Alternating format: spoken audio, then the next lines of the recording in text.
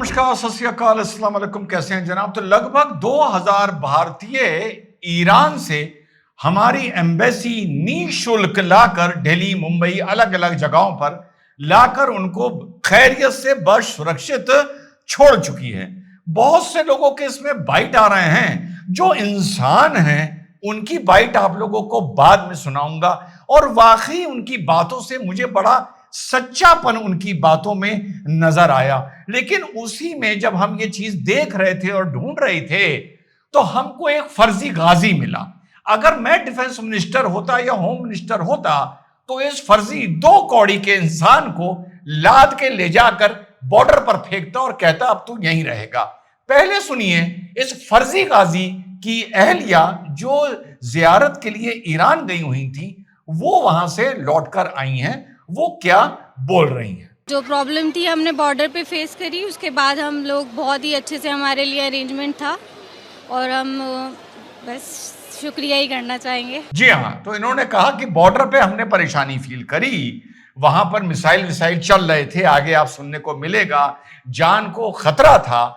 तो उसके बाद हमारी गवर्नमेंट का शुक्रिया, बड़ी अच्छी बात है, सिंपल बात है। लेकिन पूरा वीडियो देखिएगा, बाद में मैं कुछ लोगों को सुनवाऊंगा उन्होंने क्या बोला है, और वाकई उन्होंने जो बोला है मेरे दिल को उन्होंने छुआ। लेकिन उनसे पहले आपको ये फर्जी 2 कौड़ी का इन महिला का जो शौहर है उनसे पूछा रूटीन में कि आपको कैसा लग रहा है, सुकून हो रहा है कि आपकी अहलिया, आपकी वाइफ वापस आ गई हैं। तो इस अभी तक 60 सेकंड के वीडियो में चौथी बार बोल रहा हूं 2 कौड़ी का उसका महिला का शौहर क्या बोल रहा है, सुनिए। एक शब्द में आप कहेंगे कितना सुकून जो है वो महसूस कर?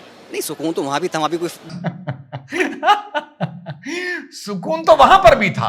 तो 2 कौड़ी के तूने अपनी बीवी को बुलाया क्यों, वो भी सरकार के खर्चे पर? सुकून था, जियारत के लिए गई थी, वहीं रहने देता ना, तूने बुलाया क्यों? आगे चलिए, इस इंसान की सुनिए। डर की बात नहीं थी, वहाँ भी सब सेफ था। यहाँ भी इंडियन अपनी गवर्नमेंट है, यहाँ भी सब सुकून ही है। तो सुकून तो फील था, बस कनेक्टिविटी वजह से थोड़ा सा इशू था कि कनेक्टिविटी थोड़ी सी प्रॉब्लम कनेक्टिविटी की थी इसको, इसके अलावा इससे कोई कनेक्टिविटी नहीं, प्रॉब्लम नहीं थी। आगे चलो। वहाँ नहीं मिल पा रही थी, बात नहीं हो पाई थी, उस चक्कर में तो इशू था कि वहाँ का मेन हालात पता चले हैं, हो क्या रहा है आखिर। अरे 2 कौड़ी के, जब तू परेशान हो रहा था कि वहां के कुछ हालात पता चल जाएं, तो तू वहां के हालातों के लिए परेशान क्यों हो रहा था? तू तो पहले कह चुका है ना वहां तो बहुत सुकून था, तो जहां सुकून था वहां के लिए तू परेशान क्यों हो रहा था? आगे सुनिए। तो उस चक्कर में बस थोड़ा सा डिस्टर्बेंस था और उसके अलावा कोई परेशानी नहीं थी। वैसे वॉर वाली सिचुएशन और बातचीत ना हो पाना, क्या टेंशन थी थोड़ी? वार के अकॉर्डिंग तो मसला ये, जैसे हमारे सुप्रीम लीडर आयतुल्ला खामनेई साहब ने भी बताया कि मौत तो आनी है, भरा खानी है।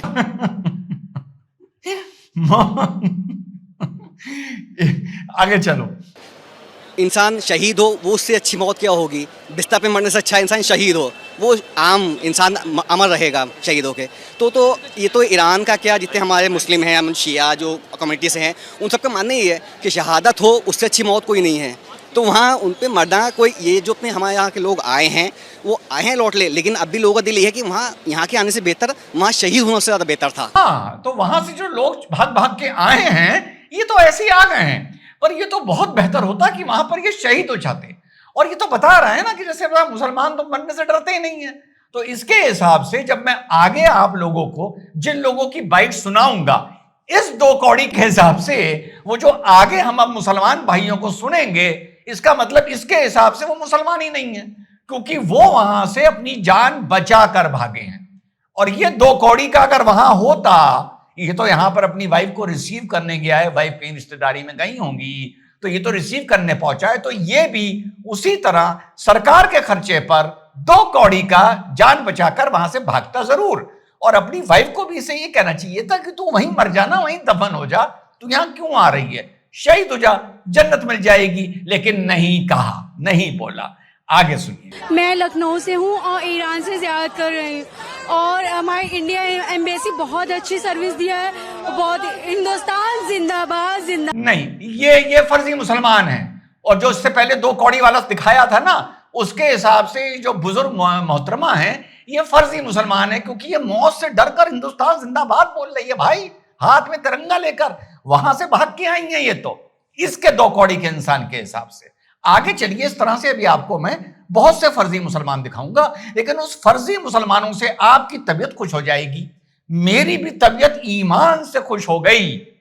और इस 2 कौड़ी के आदमी को, जिसको मैं सुना चुका हूं, उसकी बात सुन के आपको भी नफरत हुई होगी। और इसी तरह के लोगों से मुझे कितनी नफरत है आप सोच नहीं सकते। मेरा बस चलता, इस देश में अगर मेरे पास पावर होता, इसको हवाई जहाज में लाद के तेहरान में फेंकवा। नॉर्मल एक इंसान के मुंह से उम्मीद करी जाती है, कितना अच्छा बोला।